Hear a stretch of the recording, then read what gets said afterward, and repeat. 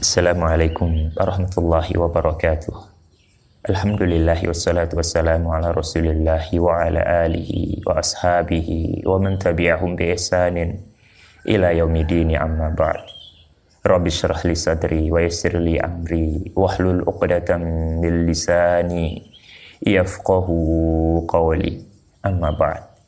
Ma'asyiral muslimin, saudara dan saudariku rahimani wa rahimakumullah yang saya hormati dan saya muliakan karena Allah.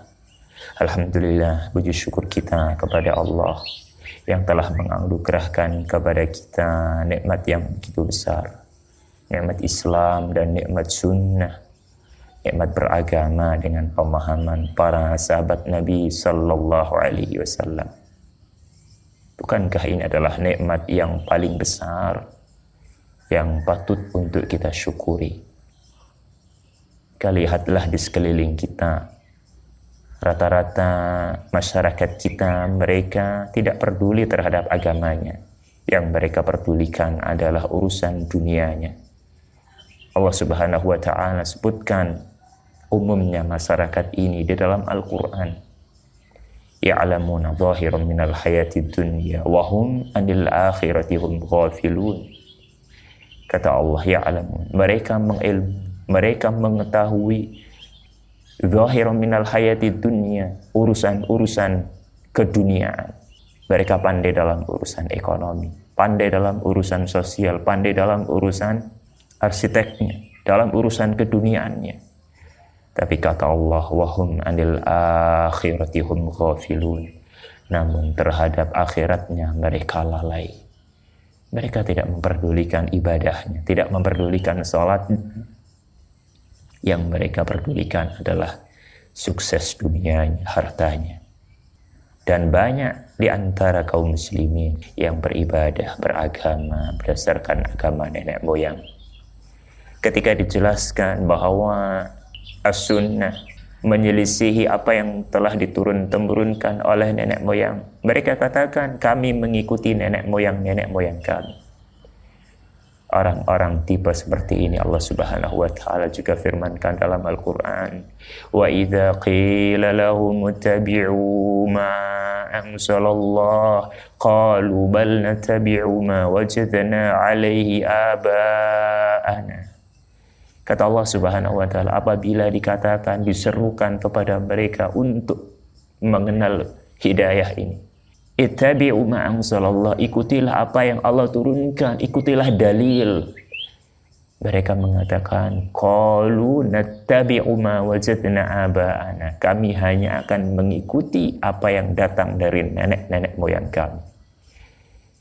Dari sekian orang-orang yang seperti ini, para jamaah sekalian, Allah tuntun kita, Allah bimbing kita, Allah berikan kita nikmat hidayah beragama Islam, Islam yang murni yang dibawa oleh Rasulullah SAW dan diamalkan oleh para sahabat Nabi SAW. Inilah nikmat Islam dan nikmat sunnah yang Allah Subhanahu wa ta'ala perintahkan kita untuk berbangga, untuk bergembira. Allah berfirman dalam surat Yunus, qul bifadlillahi wa birahmatihi fabidzalika falyafrahu huwa khairum mimma yajma'un. Katakanlah wahai Muhammad, bifadlillah, dengan karunia Allah, wa rahmatihi, dan rahmat Allah, falyafrahu, bergembiralah. Allah perintahkan kita untuk bergembira. Huwa khairum mimma yajma'un, kata Allah, nikmat fadl dan rahmat itu adalah lebih baik, khairun mimma yajma'un, dari apa yang umumnya orang itu kumpulkan dari dunia-dunianya. Kata Imam Ibnul Qayyim di dalam kitabnya Ijtima'ul Juyus Al-Islamiyah, laqad darat aqwalus salaf ala anna al-murad bi fadlillahi wa bi rahmatihi ni'matul islami was sunnah. Kata Imam Ibnul Qayyim, telah banyak ucapan para ulama salaf bahwa maksud dari fadlullah wa rahmatuhu, karunia dan rahmat Allah yang diperintahkan kita untuk bergembira, adalah nikmatul Islam dan nikmatus sunnah, nikmat beragama Islam dan nikmat di atas sunnah Rasulullah sallallahu alaihi wasallam. Maka kita bersyukur dan kita memohon agar Allah Subhanahu wa taala berikan kita istiqamah sampai Allah wafatkan kita. Allahumma amitna 'alal Islam was sunnah. Allahumma amitna 'alal Islam was sunnah.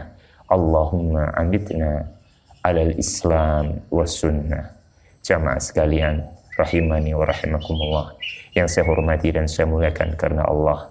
Adapun majelis kita pada kesempatan kali ini, insyaallah akan kembali melanjutkan kajian rutin kita dari silsilah kajian tauhid yang kita baca dari kitab Al-Usul Tsalatsah, buah karya Syekhul Islam Muhammad Ibnu Abdul Wahhab At-Tamimi An-Najdi rahimahullah. Dan ini adalah pertemuan kita yang kelima. Semoga kajian ini diberkahi oleh Allah dan Allah berikan manfaat kepada saya dan kepada Anda semuanya. Para jamaah sekalian, saudara dan saudariku rahimani wa rahimakumullah, maka kita lanjutkan ucapan muallif. Beliau mengatakan, wa anwa'ul ibadah allati amarallahu biha, dan macam-macam ibadah yang Allah Subhanahu wa taala perintahkan dengannya. Pengertian ibadah pernah kita sebutkan pada pertemuan sebelumnya. Definisi ibadah yang paling baik adalah definisi yang disampaikan oleh Syekhul Islam Ibnu Taimiyah rahimahullah, bahwa ibadah adalah ismun jami'un likulli ma yuhibbuhullahu wa yardah minal aqwali wal af'ali adz-dzahirati wal batinah. Pengertian ibadah yang Allah perintahkan ini adalah segala hal yang Allah ridhoi dan Allah cintai, dari ucapan-ucapan, dari perbuatan-perbuatan, baik yang nampak atau yang tidak nampak yang ada di hati. Jadi ibadah ini adalah segala hal, dari ucapan kita, dari perbuatan kita, dari hati kita yang itu dicintai dan diridhoi oleh Allah Subhanahu wa taala. Itu adalah pengertian ibadah yang paling bagus yang disebutkan oleh Syekhul Islam Ibnu Taimiyah dalam kitabnya Al-Ubudiyah, atau juga tersebut dalam Majmu'ul Fatawa. Beliau mengatakan mithlul Islam wal iman wal ihsan. Semisal Islam dan iman dan ihsan. Tiga ini, saudara dan saudariku rahimani wa rahimakumullah, adalah maratibuddin, adalah tingkatan agama Islam. Tiga ini adalah komponen Islam kita, komponen agama kita. Tiga itu adalah Islam, iman, dan ihsan. Apa dalilnya? Disebutkan dalam hadis yang panjang dalam riwayat Imam Muslim dari Umar ibn al-Khattab yang masyhur, yang terkenal dengan hadisul Jibril. Hadis Jibril.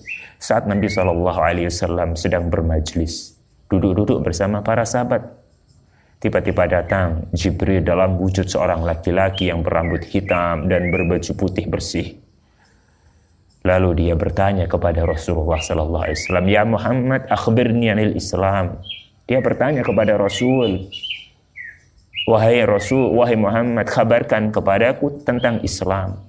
Maka kata Nabi sallallahu alaihi wasallam, "Al-Islam an tasyhadu an la ilaha illallah wa anna Muhammadar Rasulullah." Islam itu adalah engkau bersaksi tidak ada sembahan yang benar kecuali Allah dan bahwasanya Nabi Muhammad adalah Rasulullah. Wa tuqimas shalah, dan engkau mendirikan salat, wa tu'tiyaz zakah, dan engkau membayar zakat, wa tasuma Ramadan, dan engkau berpuasa Ramadan, wa tahujjal bait in istata'ta ilaihi sabila, dan engkau berhaji ke Baitullah apabila engkau mampu melalui perjalanannya. Ini Islam yang didefinisikan langsung oleh Rasul. Islam itu adalah syahadat, Islam itu adalah salat, Islam itu adalah zakat, Islam itu adalah puasa, dan Islam itu adalah haji. Lalu Jibril bertanya lagi, "Fa-akhbirni anil iman." Lalu kabarkan lagi ya Rasul, ya Muhammad, tentang apa itu iman. Maka kata Rasulullah sallallahu alaihi wasallam, al-imanu an tu'mina billahi wa malaikatihi wa kutubihi wa rusulihi wal yawmil akhir wa tu'mina bil qadari khairihi wa syarrihi.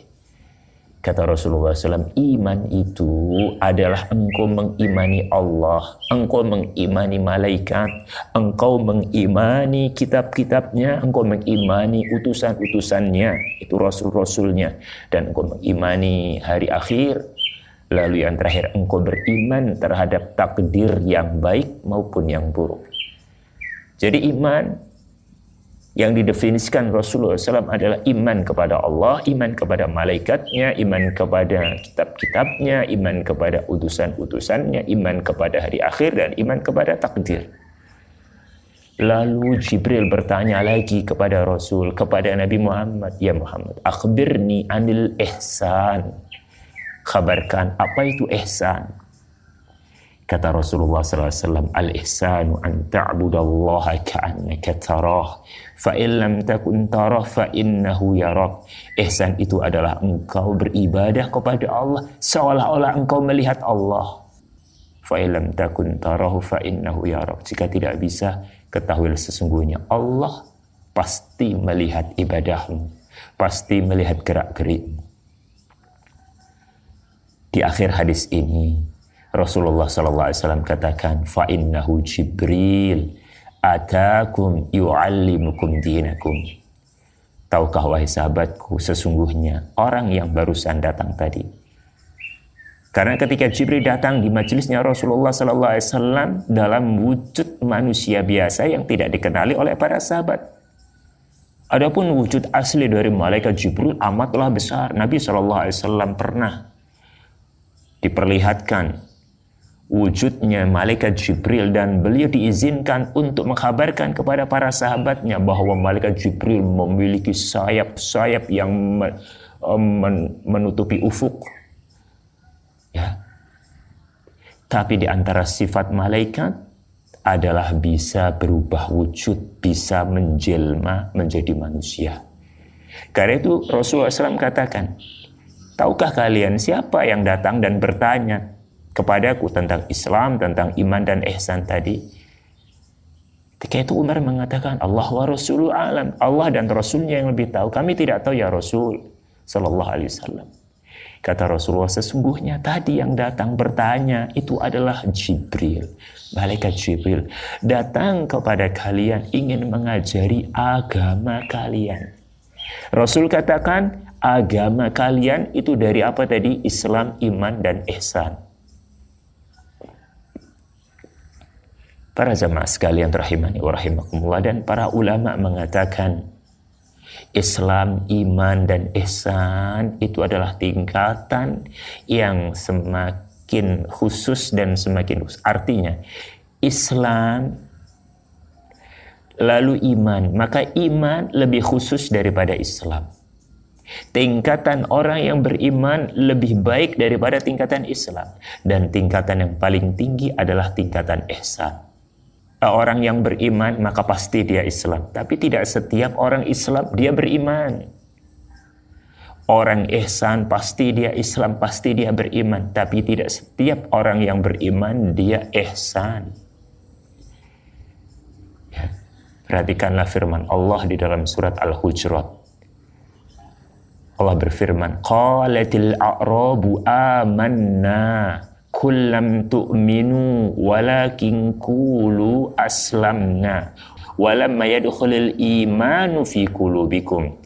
Kata Allah Subhanahu wa taala, al-a'rab, orang-orang Badui, mereka mengatakan amanna, kami telah beriman.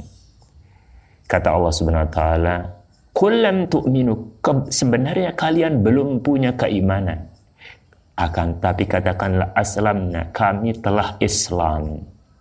Allah katakan lam yadkhulul iman fi qulubikum, karena keimanan yang sejati masih belum masuk di dalam hati-hati kalian ini. Allah sebutkan keimanan yang sejati, yang sempurna imannya ini dalam ayat yang setelahnya. Allah berfirman, innamal mu'minuna alladzina amanu billahi wa rasulihi. Sesungguhnya orang-orang yang beriman yang sejati adalah orang yang mengimani Allah dan Rasulnya. Walam thumma lam yartabu, kemudian mereka tidak ragu terhadap Allah dan Rasulnya dan janji Allah dan Rasulnya. Wajahadu, ya, dan mereka berjuang di jalan Allah bi amwalihim wa anfusihim, dengan jiwa dan harta-harta mereka. Itu orang yang beriman, tingkatannya lebih daripada orang yang Islam. Dan yang paling tinggi adalah tingkatan ihsan. Ihsan terhadap Allah dan ihsan terhadap makhluk.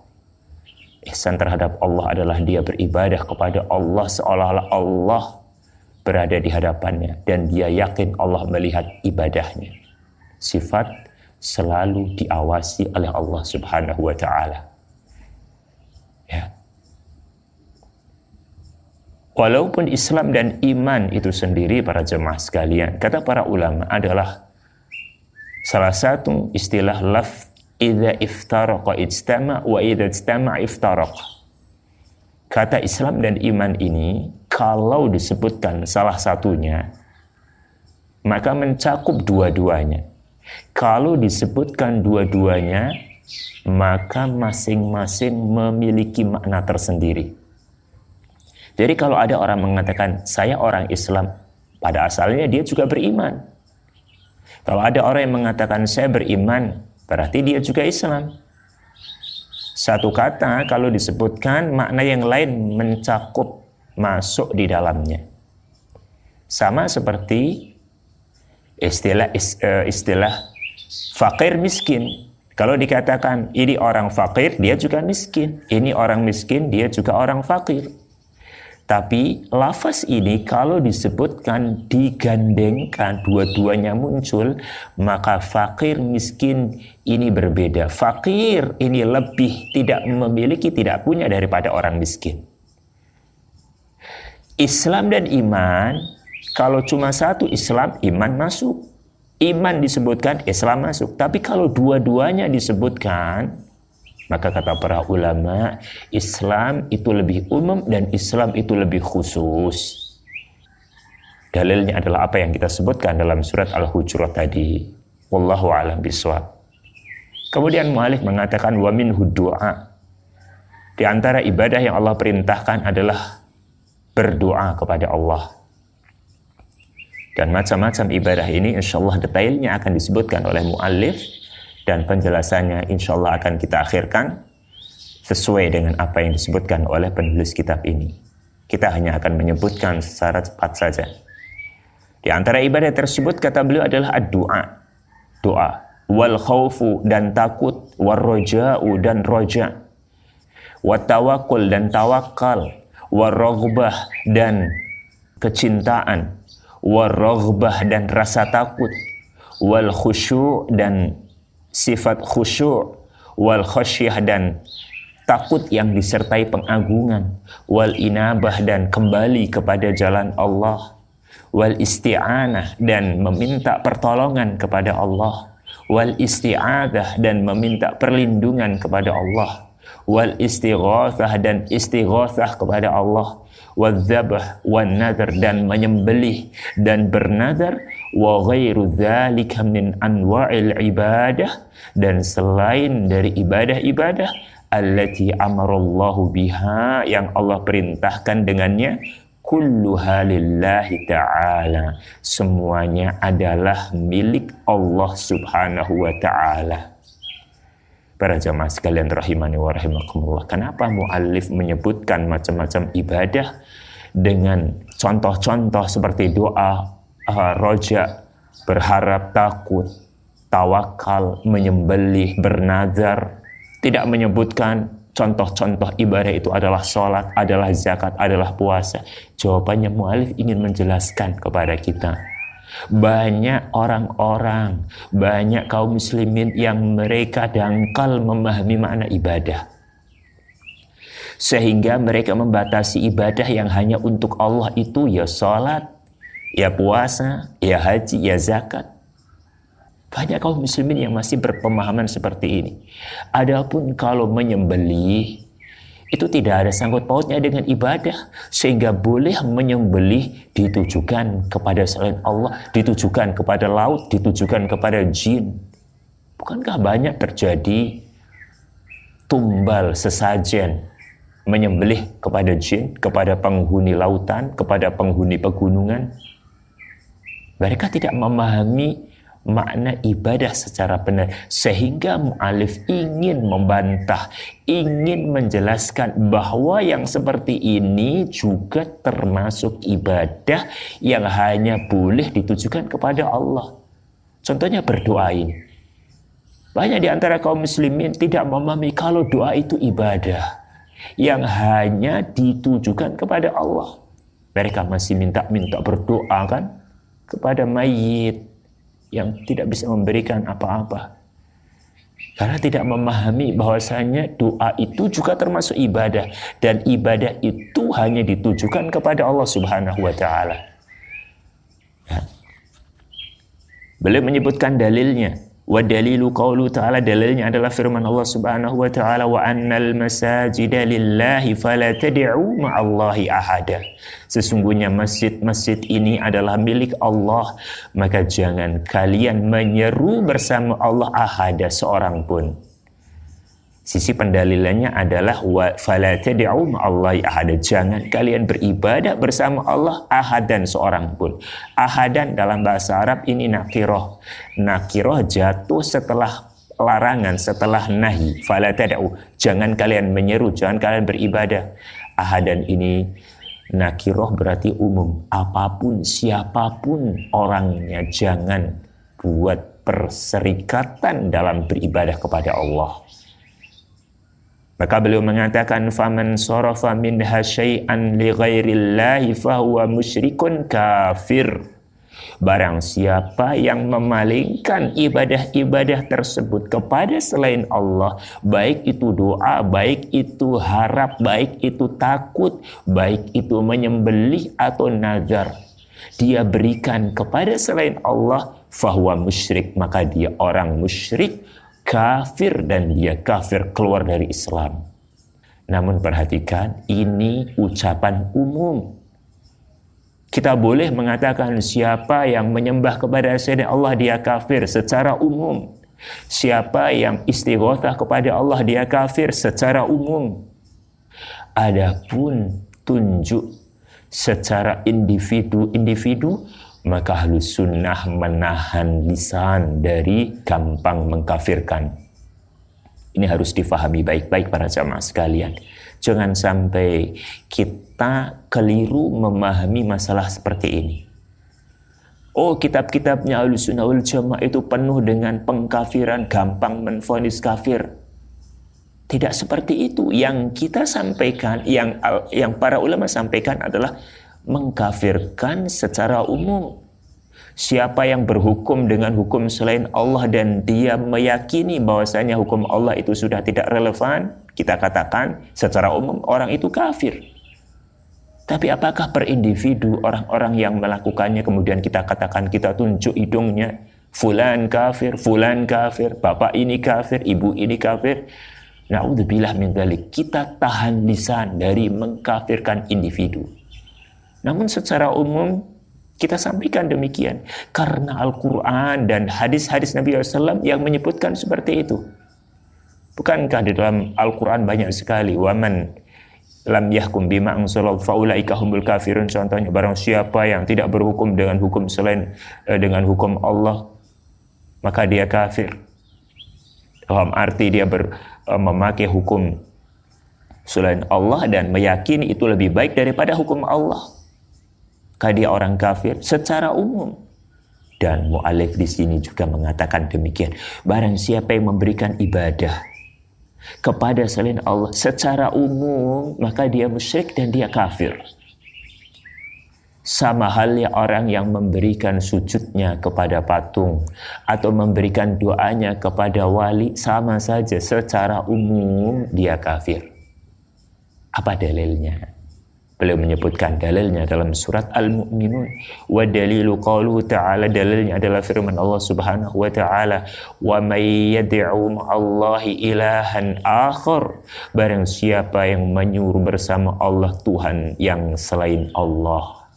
Barang siapa yang beribadah bersamaan dengan Allah, ada Tuhan selain Allah, la burhana lahu bi, yang tidak ada bukti atas kebenaran tersebut. Dan semua bentuk syirik tidak ada ilmu, tidak ada bukti, tidak ada ilmiahnya. Kata Allah, fa innama hisabuhu 'inda rabbih, maka hisabnya nanti di sisi Allah. Innahu la yuflihul kafirun. Ini sisi pendalilannya. Sesungguhnya orang-orang kafir itu tidak akan beruntung. Dalam ilmu tafsir, saat Allah mengakhiri ayatnya dengan hukum, maka menunjukkan ayat sebelumnya hukumnya seperti akhir yang Allah sebutkan. Artinya begini, Allah mengakhiri ayatnya, sesungguhnya orang-orang kafir itu tidak beruntung. Setelah Allah menyebutkan orang-orang yang memberikan ibadah kepada selain Allah, berarti orang yang memberikan ibadah kepada selain Allah hukumnya adalah kafir. Jadi sisi pendalilan yang muallif rahimahullah sebutkan di dalam surat Al-Mu'minun pada ayat ke-117.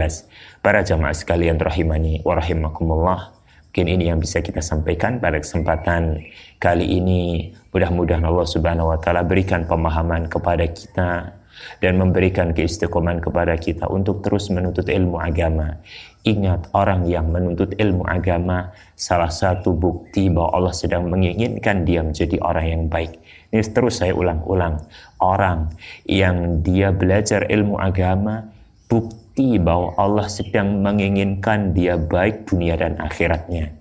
Karena Rasulullah SAW bersabda, "May yuridillahu bihi khairan yufaqihu fid din." Barang siapa yang Allah inginkan seorang hamba menjadi orang baik, maka cirinya adalah Allah fahamkan dia dalam urusan agama.